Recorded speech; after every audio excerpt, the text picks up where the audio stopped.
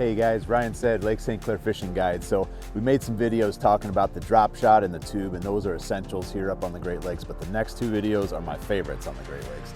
Not necessarily because you always catch the most fish on them, but they're the most fun to fish, and they actually do catch a lot of fish at the same time.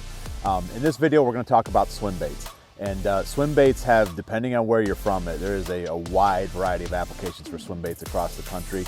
So we're talking specifically about how we fish them up here on the Great Lakes, what kind of swim baits are the most effective. You could probably catch fish on any kind of swim bait up here. Smallmouth are a very aggressive fish. You can catch them on the big ones, you can catch them on the small ones. I generally stick to about 3 1/4 to 3 1/2 size. So I want to talk about the when, the what, and then the how with swim bait. So first, when to throw a swim bait. It is on my deck all year long, and that's not the same for drop shots and tubes.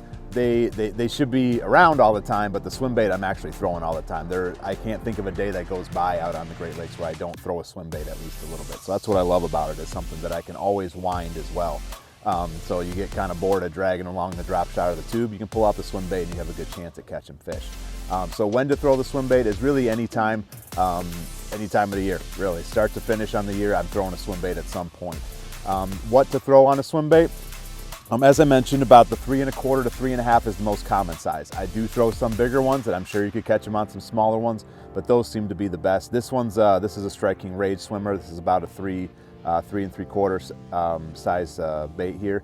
1/2 ounce is a good size. I like the 1/2 ounce because it helps me to get that bait down a little bit. If I throw the 3 1/4, I'll go down to a 1/4 ounce or a 3/8 ounce head on that one. So again, striking wave swimmer here. This is a good color, the Pro Blue Red. Dobbins 1/4 ounce head is my favorite. I do like the natural finish. I like the eyes on it, very bait fish-like on the swim bait because the water is so clear up here. So I use 1/4, 3/8, and 1/2 ounce heads pretty much.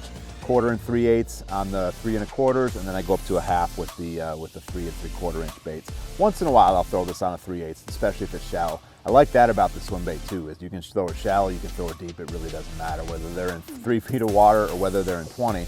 I can catch them on a swim bait, and that 1/2 ounce head will help me to do that. As far as rod and reels for a swim bait, I like, if I'm throwing the 1/2 ounce, I like a bait caster, longer rod. This is actually a new rod from Dobbins, the Caden 743, a medium heavy action. Don't go too heavy on it.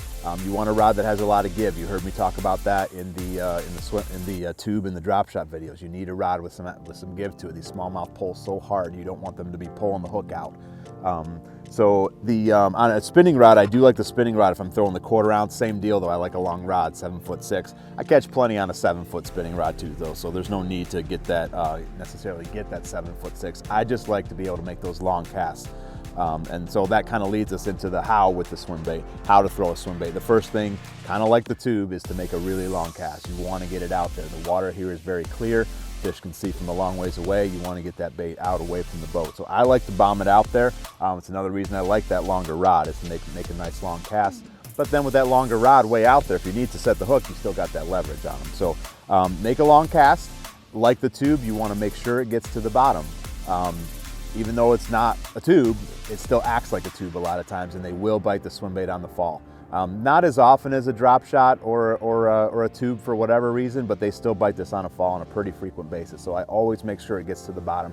And then really I have 2 retrieves. One retrieve is I'm gonna wind it real slowly and try to kind of crawl it along the bottom.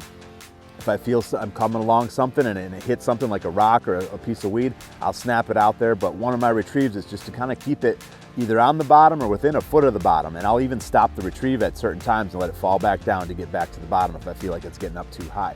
So one retrieve that I use a lot is to keep that bottom contact and then just snap the reel over if I feel something going on.